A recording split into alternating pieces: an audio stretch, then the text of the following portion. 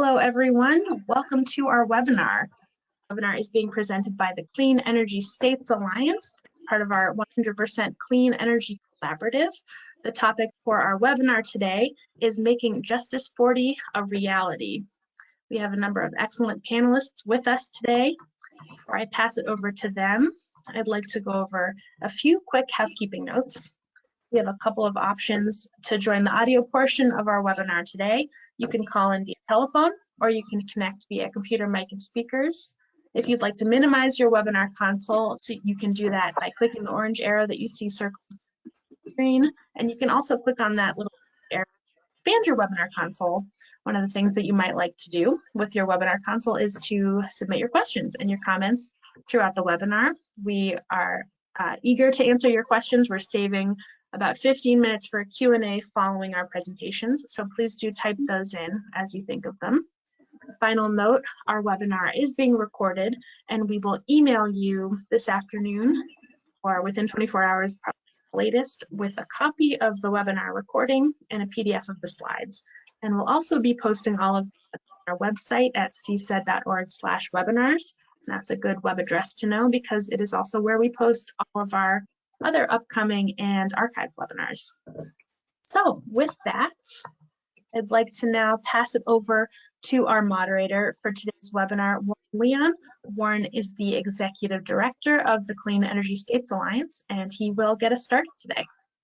Hey, thanks all of you for coming today. Before we get to our presentations, I want to tell you a little bit about the Clean Energy States Alliance. We are hosting this webinar. We're a national membership organization composed of public agencies across the country, most of them state agencies, and you can see our members up there on your screen. If we go to the next slide, one of our activities of the Clean Energy States Alliance is the 100% Clean Energy Collaborative. And through that initiative, we are working with states and other entities that have 100% clean energy goals to help them achieve those goals. We do a variety of meetings, publications, webinars. We have a newsletter about what's going on around the country related to 100% clean energy. And the topic we're covering today, the Justice40 Initiative, and how to ensure that 100% clean energy is achieved in a way that brings benefits to frontline communities, is something of great importance to the 100% Clean Energy Collaborative. We've done other events on this topic. We'll do more in the future. We came out with a couple of reports this week, including one on advice for states on 100% clean energy planning that talks about the importance of inclusive planning involving a wide range of stakeholders, especially including representatives of frontline communities. If we go to the next slide, before I introduce the speakers, let me tell you that today we're going to be focusing on a very important report that will be of interest to you in two different ways. This report on making Justice40 a reality will give you a sense of what should be done at the federal level to ensure that the Biden administration's Justice40 initiative is actually successful. But on top of that, the research is based on looking at efforts at the state and local level. And for many of you who operate at the state and local level, you can learn from the insights and the experiences and the research that was done for this important report. I do want to alert you, I don't know if you've noticed, but in Washington, they are debating some climate-related legislation that relates to the topic today. But even though there's uncertainty about what will happen in Washington, exactly what provisions will be in the climate legislation, there's no doubt that the Justice40 initiative will remain a priority, will remain important. So what you're going to hear about today is going to be important for the future. So let me tell you about our speakers. We have 3 speakers, and I'll introduce them all now. Colleen Callahan is Deputy Director of the Luskin Center for Innovation, and her research addresses environmental equity, climate, transportation, and access to public space. She's led the Luskin Center's California Climate Investments Research, which has helped inform how billions of dollars are invested to reduce greenhouse gas emissions and provide local benefits, particularly to frontline communities affected by pollution and poverty. We're also going to hear from Silvia R. González, who directs climate, environmental justice, and health research at the UCLA Latino Policy and Politics Institute. She's led projects that examine racial inequality in Los Angeles, and she's co-directed community-based and environmental equity research projects to advance the human right to water and community-led climate investments in California. And our third presenter we're going to hear from is Cassia Herron, who's an urban planner and a writer. She's spent the past 2 decades working to transition Kentucky's agricultural and energy economics from extractive industries to democratize cooperative economies that advance racial equity and justice. Cassia is the immediate past chair of Kentuckians for the Commonwealth, and she's co-founder of the Louisville Association for Community Economics, where she's leading efforts to open a cooperative grocery store. Well, with that in mind, you now know a little bit about the presenters. Let me turn it over to Colleen, who I think is going to get us started. Yes, thank you so much, Warren, for that kind and well-stated introduction. Much appreciated. It really is an honor to be with you all today. Such a fan of what the Clean Energy States Alliance is doing, has done. The Luskin Center for Innovation at UCLA has a long history, really since our founding, in helping to support through our research with civic partners the design and implementation of clean energy policies. A lot of work in California, and we're really excited to take some of the lessons that we've been learning through those experiences to more of a national stage, states across the country. We held a 100% Clean Energy Summit a couple of years ago, so it feels like we're coming it's just great to kind of reconnect with this group. Thank you.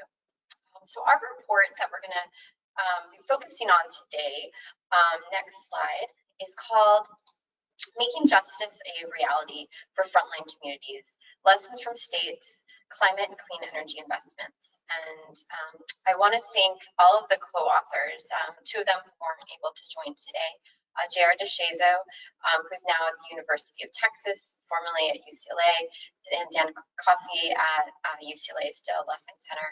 And then, of course, Silvia González, who Warren already introduced, and you'll be hearing from in just a few moments.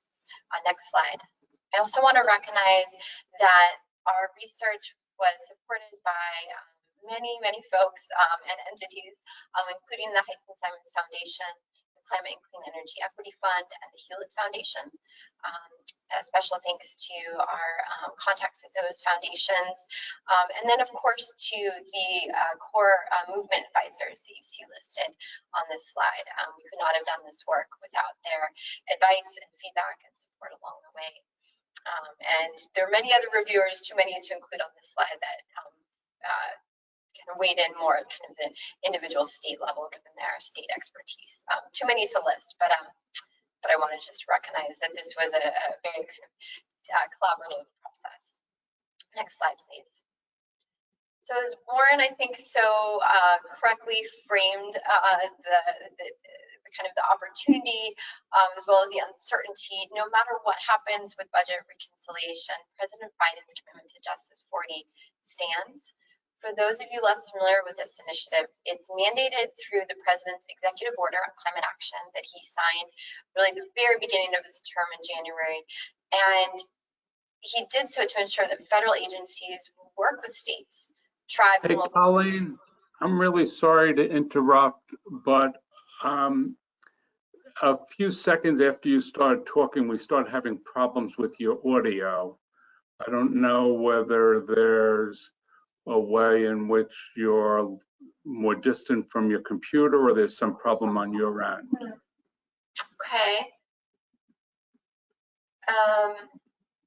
Did you do anything different from when we did a sound check, or? I did not do anything different.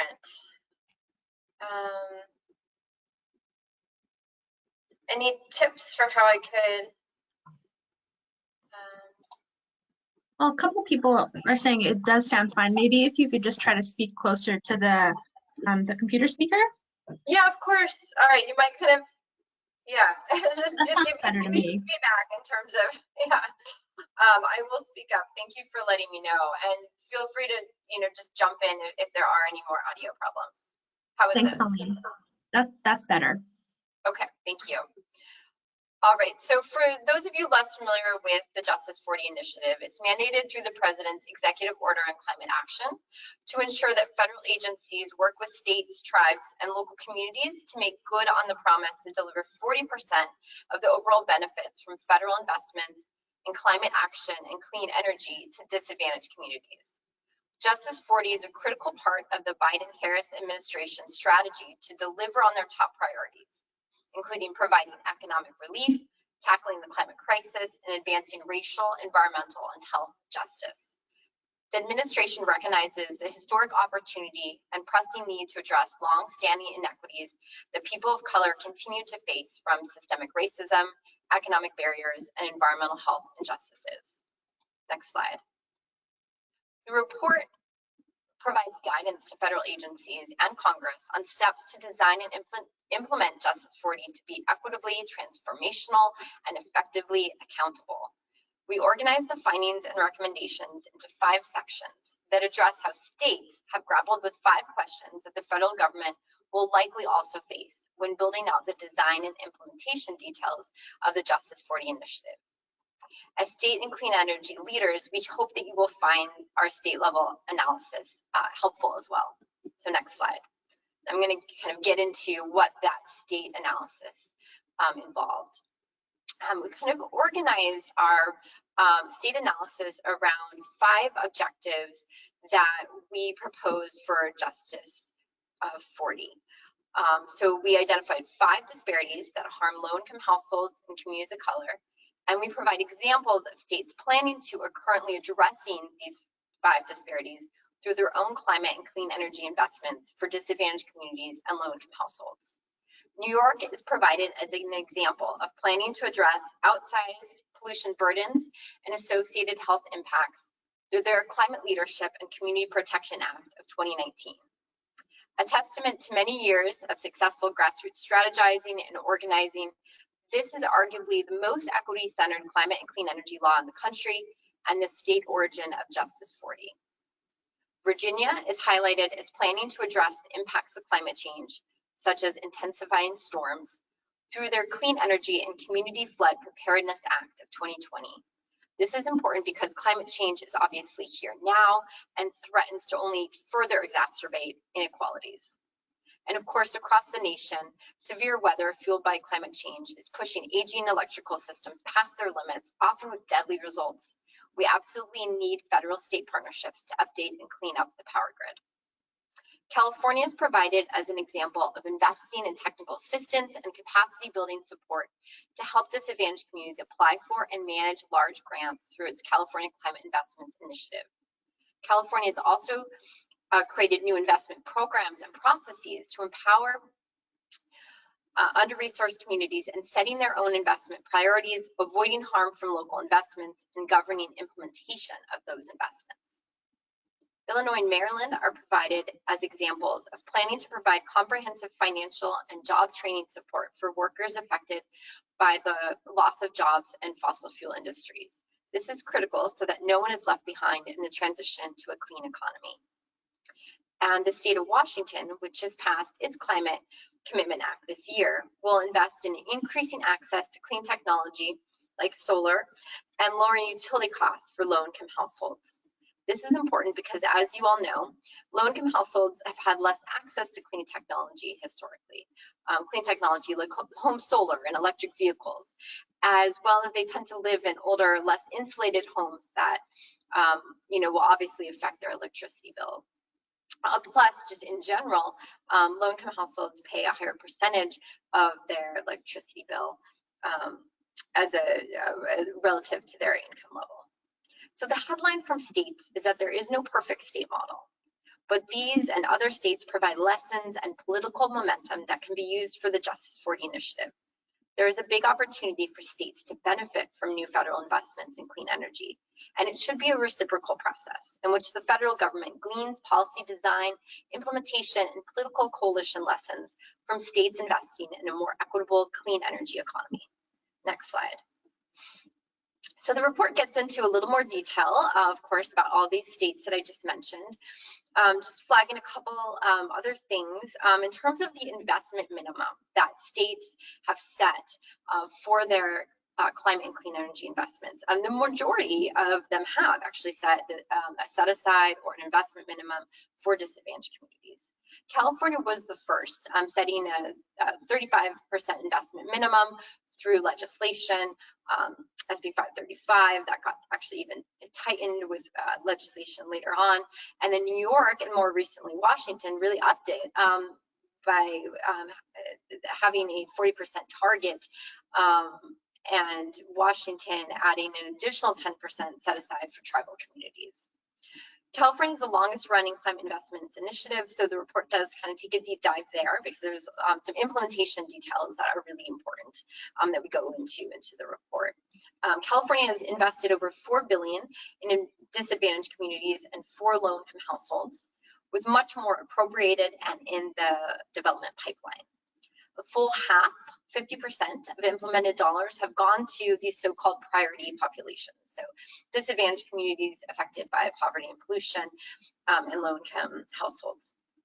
This percentage far exceeds the minimum investment percentage mandated by legislation and demonstrates, or by law, and demonstrates that a focus on inclusion and equity in climate and clean energy investments is not only politically and morally important, but very feasible. So next slide. At a high level, the report proposes a framework that answers the question, why Justice40? So 3 things. First, resources. The Justice40 Initiative should reverse the historical wrong in which some communities have least benefited but have been most harmed by pollution and other burdens from government investments. This requires investing in physical infrastructure like clean energy and zero-emission transportation systems. It also means investing in technical support, capacity building to help local officials and community organizations apply for and manage complex, resource-intensive federal grants. Second, main focus is empowerment. Justice40 should be a pathway to achieve transformational change from the ground up. This requires updating investment programs and processes to ensure community engagement, agency, and leadership in their local investments. And Silvia in a moment will give you examples of these types of program models that are doing just that. Third, accountability. The initiative must include strong guardrails to ensure that agencies at all levels of government, states across the nation, and contractors involved further justice-oriented goals. The initiative can also be a catalyst to help institutionalize equity, fairness into government practices more broadly. Justice40 alone obviously can't erase systemic racial and environmental justice, but setting a strong equity-centered framework for the initiative is the first step in the right direction, and we propose these 3 principles to do so. Next slide. Our second research question is where and to whom to target investments.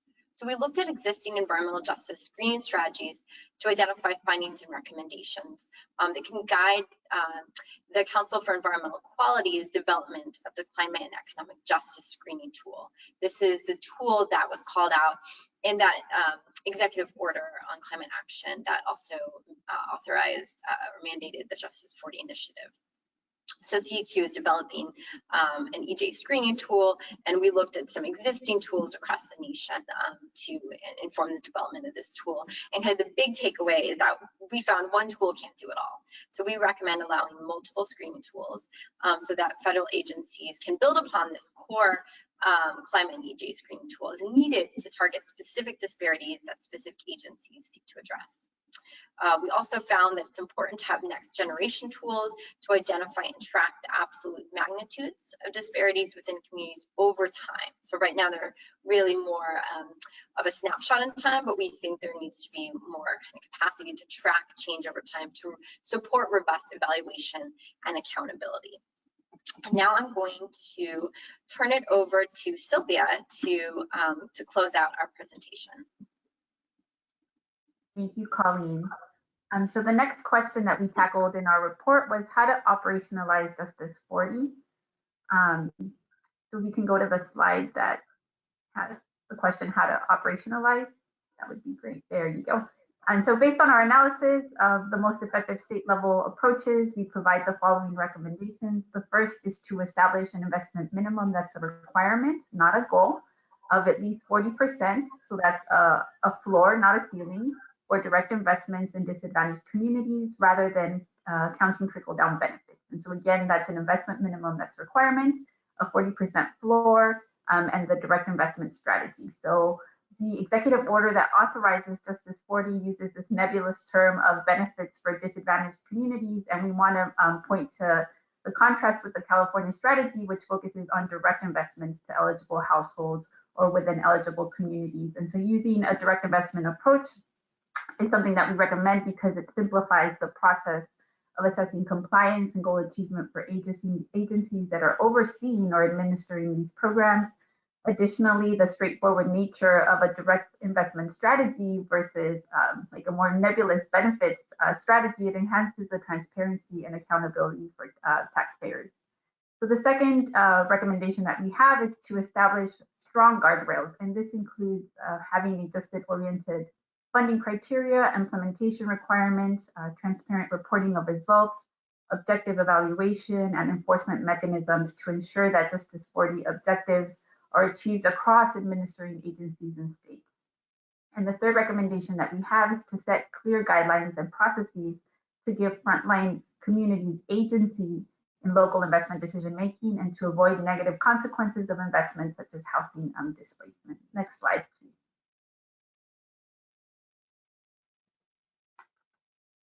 So the last question that we tackled in our research was, what are the program models that offer concrete examples of how programs could be designed, implemented, or updated to embody Justice 40's equity-centered goals? And so we took a deep dive into 6 state-level programs from California. And we also called out 2 important examples led by frontline communities at the local level in other states.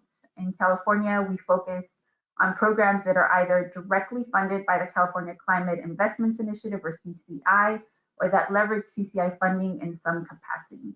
And so we focus on CCI, as Colleen mentioned, it's the nation's longest running equivalent to Justice 40 at the state level. And so the programs that we looked at are the Transformative Climate Communities, or TCC, which is the most robust CCI program. It empowers communities to choose their own strategies and their own goals to implement multi-million-dollar projects. Eligible project types include a suite of energy efficiency retrofits, including solar water heating, rooftop solar, but also big ticket items like electric buses. The second program that we look at in our report is the CCI Technical Assistance Program. This program is designed to increase the capacity of frontline communities to actually apply for and manage a CCI funding, or apply for CCI funding and manage a CCI funded project. The third project that we looked at is the Sustainable Transportation Equity Project, or STEP. This is a pilot that was created to address community identified transportation needs. For example, this can include public electric vehicle charging stations or zero emission vehicles for small businesses. So there's another very wide suite of activities that are eligible for this funding. The Partners for Advancing Climate Equity is another pilot that we examined in our report. This pilot provides a stipend for leaders in frontline communities to participate in in-depth training and to navigate state funding and decision-making processes. The fifth program that we look at is the Clean Cars for All. This program offers incentives directly to households to replace their vehicles with cleaner transportation options. And the final program that we look at is the Empower model. So this is an innovative partnership between private, public, and nonprofit organizations that funds local, trusted community-based organizations to facilitate access to energy efficiency rebates and programs in low-income communities. Next slide, please. While deriving political momentum and lessons from states is important, we know that no state approach is going to be perfect. And so we also called out 2 local level investment models that we hope to do more in-depth research in the future. The first example comes from the Spartanburg area of South Carolina. Here, the grassroots nonprofit Regenesis designed and is executing a just transition plan to address historical disinvestment and environmental harm through a suite of activities, including cleanups of contaminated sites, community-led economic development, and community-owned solar. Now, in partnership with Justice Capital, Regenesis is launching its second phase to complete the vision of the community and to expand their model nationally through a first-of-its-kind community accelerator. Another model that is inspiring others across the country is the Portland Clean Energy Community Benefits Fund. The fund is the nation's first climate fund created and led by communities of color. It was created by a voter-approved local ballot measure in 2018. The program creates green jobs, funds home improvements through renewable energy and energy efficiency investments, and supports local businesses. And so these examples are important models that really expand our vision of what's possible to achieve equity and justice through direct climate, clean energy, and infrastructure investments. Next slide, please. So across these programs, what we identified were 3 characteristics that we really want to highlight. The first is that these programs empower communities to take a leading role in defining what direct investments look like in their communities. Second, these programs build and uplift local leaders. And third, these programs engage trusted local organizations. And so based on these characteristics, we have 4 recommendations from these model programs. The first is to invest in programs that build power for frontline communities through leadership of residents and organizations. The second is to invest in systematic technical assistance and capacity building as tools to advance social and racial equity. The third recommendation is to take steps to remove participation and access barriers. And finally, to prioritize multi-sector approaches that center and leverage community knowledge. And so I know I've shared a lot, but with this, I'm going to pass it back to Warren. Hey, thanks very much. And we're going to now turn it over to our last speaker, and then we'll turn to the question period. What Cassia is going to do is she's going to present on the need for clear funding guidelines and programs that empower communities through decision-making, that uplift communities through capacity building and technical assistance. And this whole initiative involved a combination of academic leaders along with movement leaders from across the country. And Cassie is one of the movement leaders who played an important role in influencing this whole project. So we'll turn it over to her. Thanks, Warren, and from the folks from UCLA.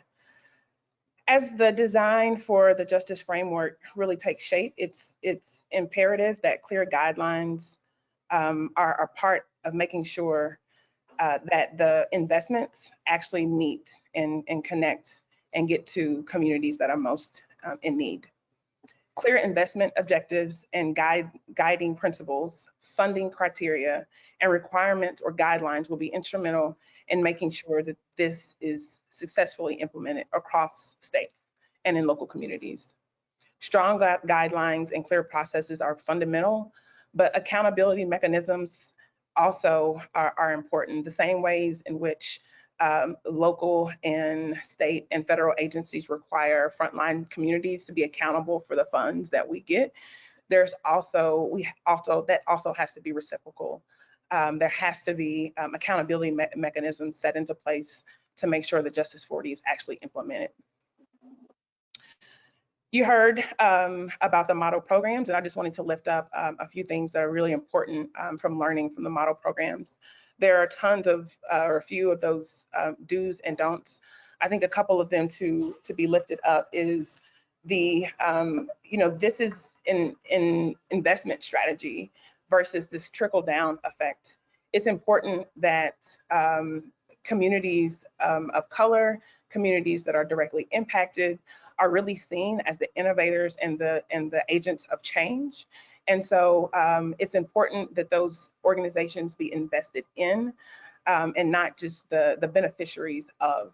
So what that investment looks like is, I think we lifted up the work in California to really invest in capacity building and training that enables frontline communities to be in partnership with your agencies. All of the model programs that were put in the report, those things did not happen without the resilience and the brilliance, the tenacity of folks directly affected by climate change. And so imagine what it would look like if those organizations, those leaders were really invested in, had the resources and had the capacity to really work in partnership with your state agencies. What more can we do? And I think lastly, there's another point I wanted to share, is really the collective visioning and process. This is what brought me to this work. As Warren said in my introduction, I'm from Kentucky, and we have congressional leaders who don't believe that our energy economy is changing. And so it's with work with other frontline community leaders that we developed an Empower Kentucky plan that was our own plan to transition Kentucky's energy economy, because our legislators, both congressional legislators and state legislators, decided that we weren't going to do that. And so imagine, again, what it would look like if communities in Kentucky had the resources that they needed to really put together those visions and implement the kind of changes that they want to see. That's what this Justice40 initiative is all about. It's about having some leadership from the federal level to really set a framework and parameters for state leaders like yourselves. And really, this is a mechanism that hopes to grow your membership, that people use this Justice40 initiative, that states really take this seriously and invest in the ways in which we know are going to move our climate or our energy economies into the future. With that, I'll turn it back over to Warren, and we are looking forward to the Q&A. Hey, thanks very much. And we do have a number of questions in the queue that I'll be asking, but there is room for a few more questions, so get yours in if you have some that you want to add in. And I'm going to just throw them out to all three presenters, and I'll let you choose who's the right person to respond to it. And one of them has to do with the definition of disadvantaged communities in the Justice40 plan. Is there any clear definition? Is there guidance, or will that interpretation be left up to each state and municipality?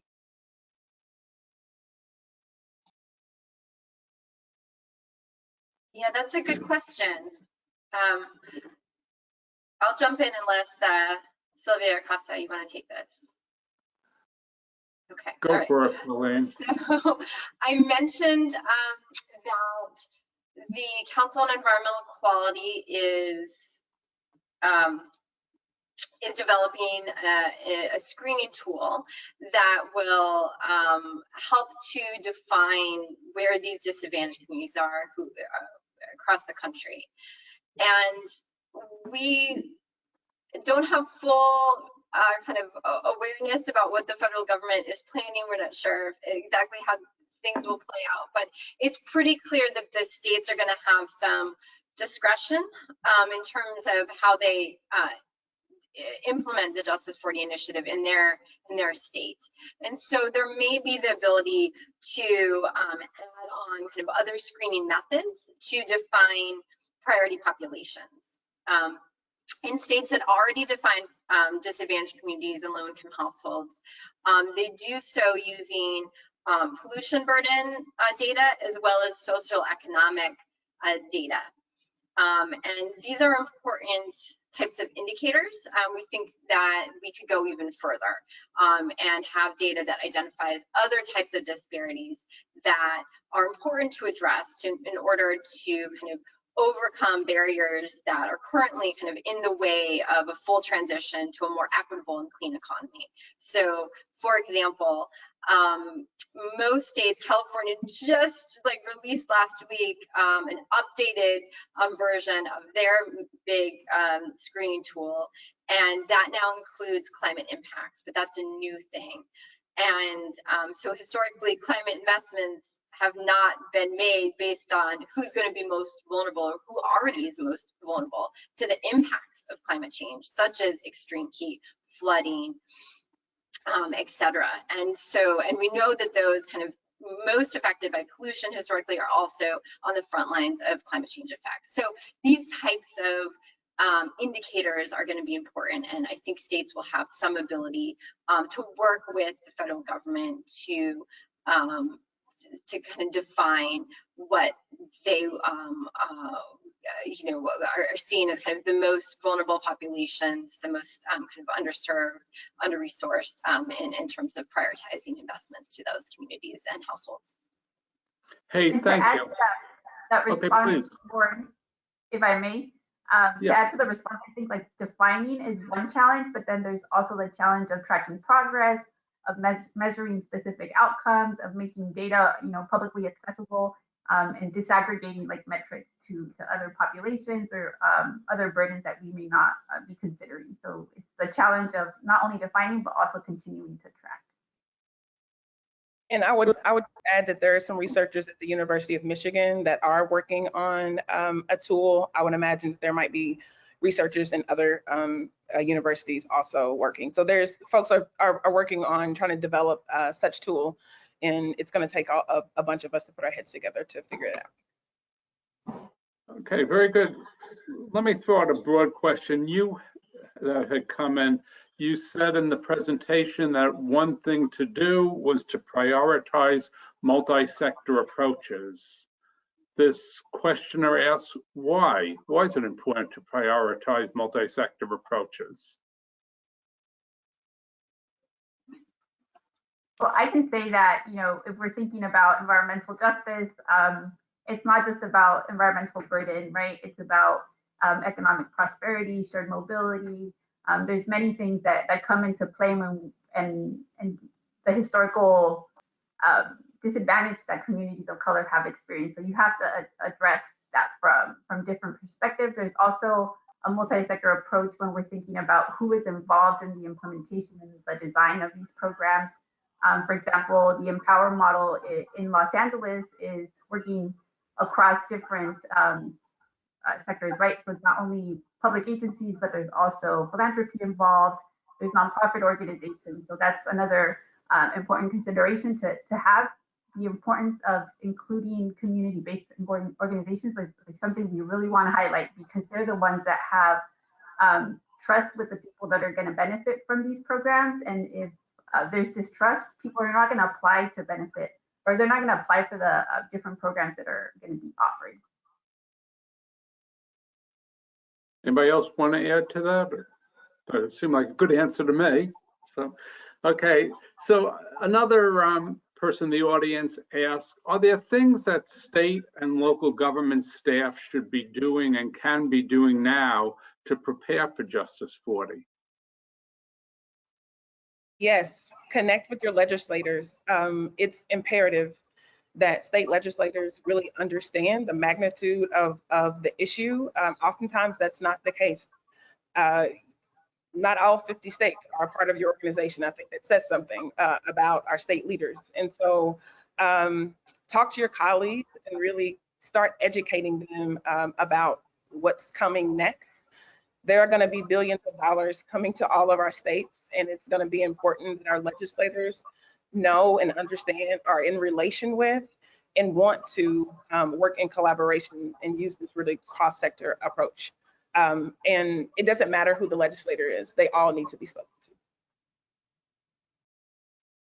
That's a good suggestion. I'll add, at the local level, there's, I think, a need also to be prepared for investments. I think a lot of the communities that need it the most are probably facing capacity issues, staff limitations, or staff shortages. And it takes a lot of time and capacity to apply for these big, complex federal grants, government grants in general. And that's one reason that we were recommending multi-sector approaches, so that a community doesn't have to apply for 20 different government grants. They can maybe have some streamlined approach that has some efficiency involved in it. because a lot of communities are not prepared to really reap the benefits that they deserve, because they haven't historically benefited from government investments to the same degree as maybe more affluent communities. And so thinking about this capacity needs at the local level is very important. There are some important accelerators that are emerging that seek to take some of the models. Silvia mentioned one from North Carolina that's kind of becoming a national model. And so there are kind of resources available to communities to kind of tap into these accelerators and kind of the resources available to them to help be more prepared to receive big infusions of federal funds. Good, thank you. Well, following up on that, two people wrote in, and this is going to be a long question because I want to read what both of these folks wrote, because these two questions sort of go together and they get at the point about some of the challenges of working with local communities and some of the things that need to be done to help them. And one of the people wrote, what are some of the tools used to encourage community members to engage in planning and developing their own solutions? I'm often confronted with concerns about asking people to take time away from their jobs and families, and if and how their investment of time can be appropriately valued. And then the next person wrote, can you speak to the specific types of capacity building support that was desired and impactful for frontline communities and their leaders, for local organizations to be powerful players in these efforts? So that's a broad area there, and if you could say whatever you want on it. So I would love to take this answer. I am living this reality at the moment. I'm houseless because for the last 6 years, I spent a lot of time volunteering my time, energy, and talents to build capacity in my local community, to train our local community members to be owners of businesses cooperatively. I've done that free of charge. I've started an organization as the founder and have spent a lot of time. That means that I have not been able to take on clients and really invest in my own family the same way in which I'm invested in the community. It's been helpful to have a fellowship from a foundation that's a national organization that had a fellowship. It was $40,000, not a ton of money, but it was a little bit that really helped to compensate my time and allow me to lead in my local community. We've got to find ways to really invest in local leaders some kind of way. You know, the leaders or folks in our community that oftentimes have the free time are middle-class people. They're often middle-class white women in my community. They're not the ones that are directly affected, but they are the ones that have free time because they're compensated in other ways. Another example I would say about TA, again, this is in my world of food system work.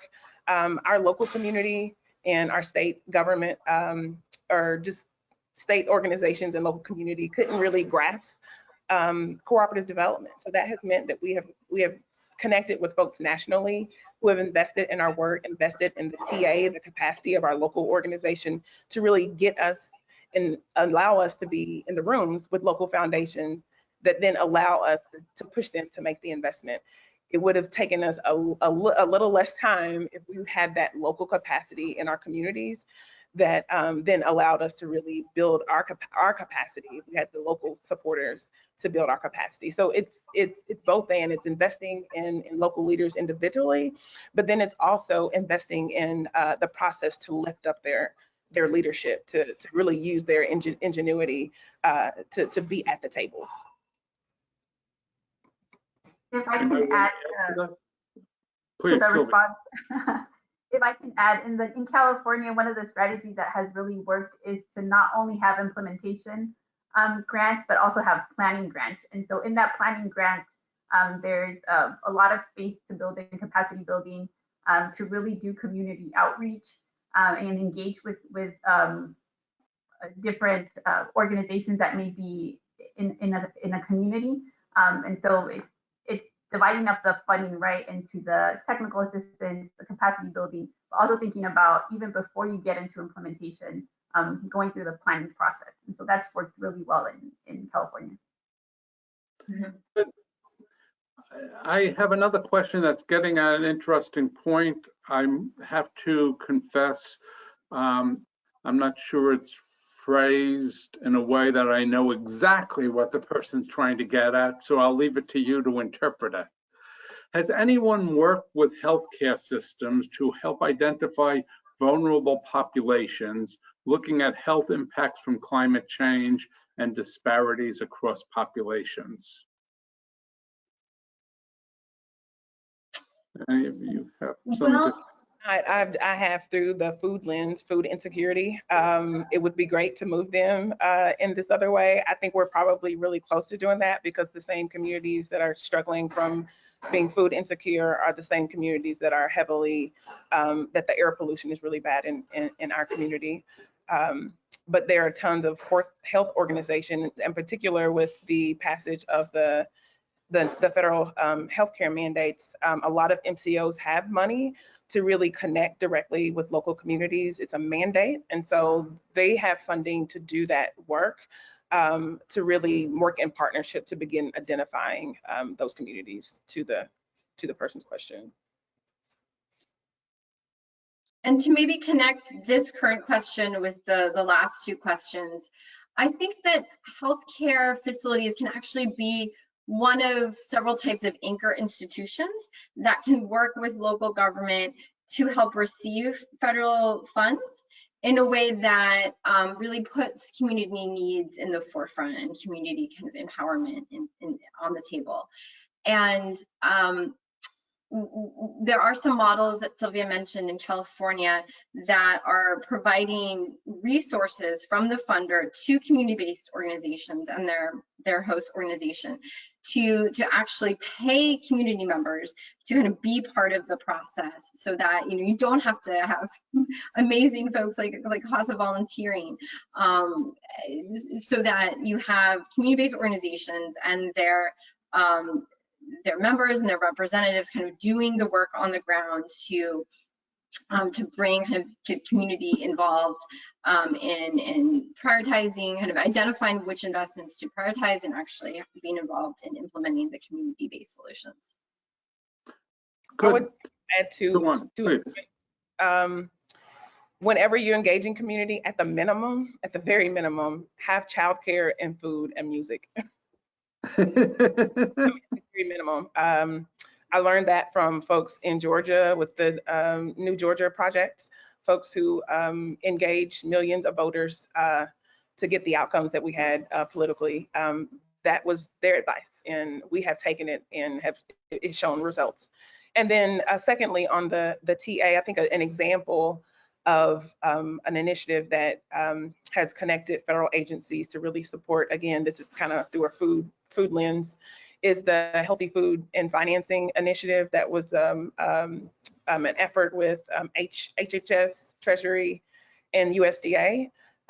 If that program had a Justice40 framework, it would really be a lot more equity centered if it had that. But that's a good example of federal agencies coming together towards planning, investing in the planning, investing in the TA, and then eventually investing in the actual, construction operation of grocery stores and communities that don't have them. Good. Well, look, I'm going to ask one more question of the three of you, and then after that, I'm going to give each of you a minute or two to wrap up or say something you wish you had an opportunity to say that you haven't had a chance to say yet. But the last question that I'll ask before we get to that is, what are your thoughts about involving federally funded local organizations like housing authorities, as in this Justice40 work, and making them a hub for some of that work? Well, that's happening in California with the Transformative Climate Communities program. For example, there's a displacement avoidance requirement for that grant, and housing agencies are part of some of the applications or of the grantees. So building affordable housing. So that's not unheard of in California. Okay, good. I think it's Well, important for go those on, agencies. Colleen. Cassia, sorry. I just think it's important for those agencies to really utilize the Justice40 framework to strengthen what they do. I know that those agencies look totally different across the country, but they often are not made up of the people that are directly affected. So housing them in those kind of entities kind of gives me some pause, but really those agencies, using the framework to do business in a different kind of way is what I would suggest. Mm-hmm. Yeah, I was going to add something similar.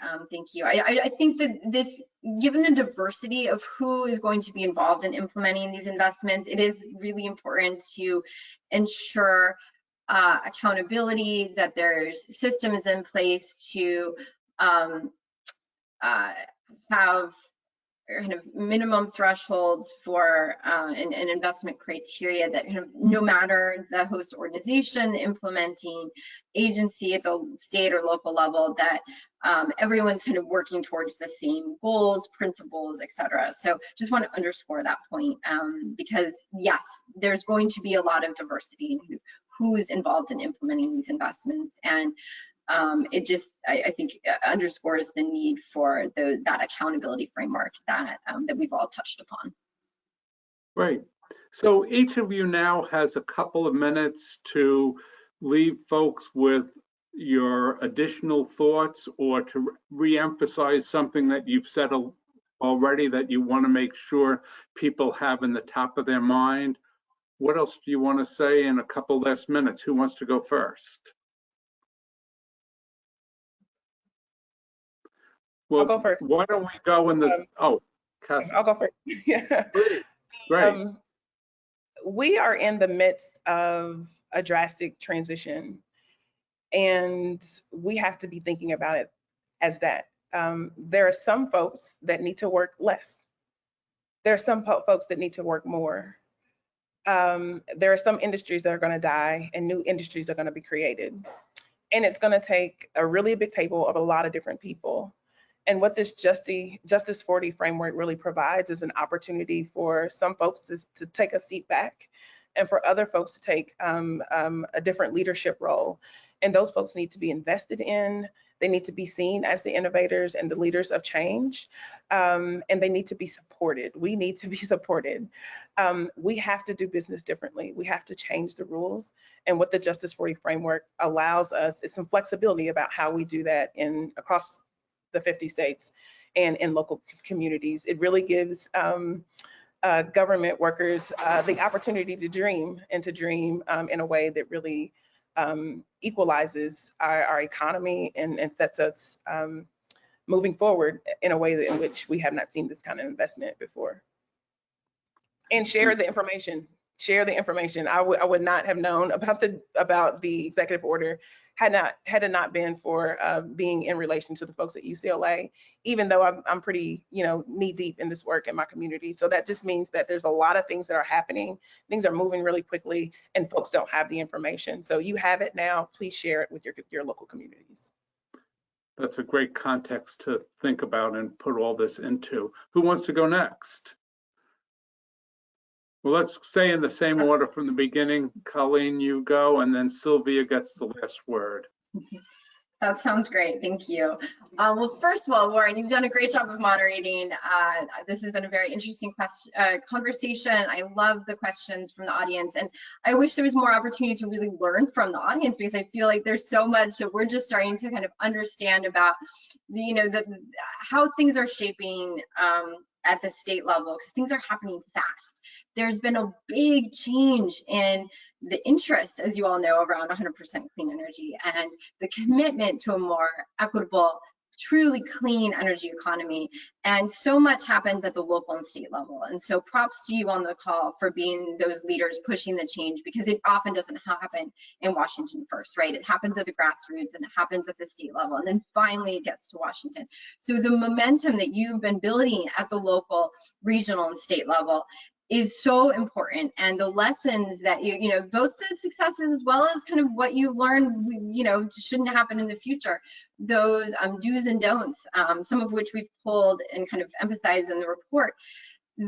Those are critical, right? We do some experimenting at the local and state level, and now those lessons need to be applied at the federal level, as well as the political momentum, because we're not going to be successful with implementation of Justice 40 unless we have champions at all levels across the country that are really committed to kind of realizing the full goals of the initiative. Because right now it's an executive order, it's not law.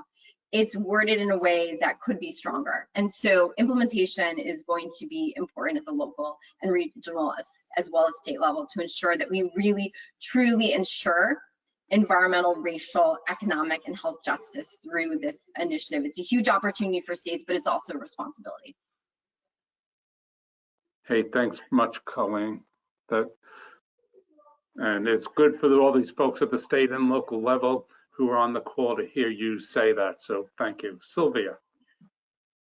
Thank you, Warren, first of all, for providing this space, and Cassia for taking the time to be here today. And I think for Justice 40 really has the opportunity to create and drive transformative change, but I don't think that's possible if frontline communities and people like Cassia are not at the table. And so for me, I think that decision making needs to be from the bottom up.